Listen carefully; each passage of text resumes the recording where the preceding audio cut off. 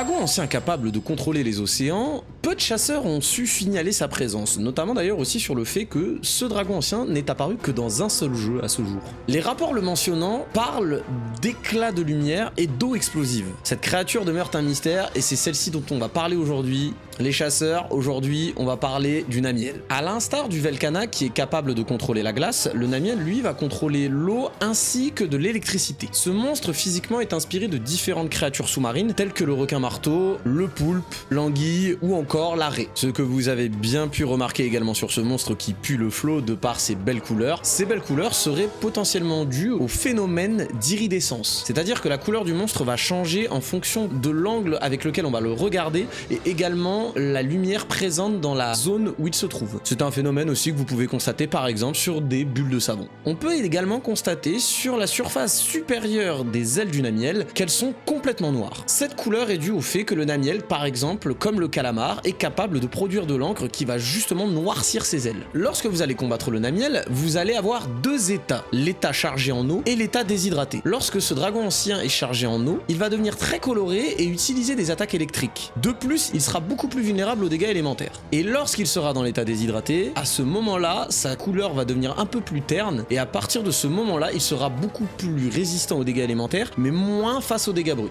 Vous avez également pu remarquer que lorsque vous le combattez, vous avez observé des espèces de flaques avec une couleur assez étrange, comme si elles étaient collées à la surface du plateau de corail. Cette eau, justement, est mélangée à un mucus que le Namielle produit à l'intérieur de son corps. Ces mêmes flaques vont lui servir notamment à se mouvoir un peu comme une anguille, ou un pingouin, ça dépend le point de vue, mais également aussi répercuter ses attaques électriques sur toute la map. De plus, les ailes du Namielle contiennent des espèces de petits canaux qui, je pense, vont lui servir à justement envoyer ses attaques électriques. Ces mêmes canaux peuvent être retrouvés sur des espèces sous-marines telles que la raie électrique, connue également sous le nom de torpille noire. Et petit fun fact concernant le nom de ce monstre, le Namielle en japonais se prononce Nero Mieru. On va se concentrer uniquement sur la première partie, car j'ai pu trouver des infos que sur la première.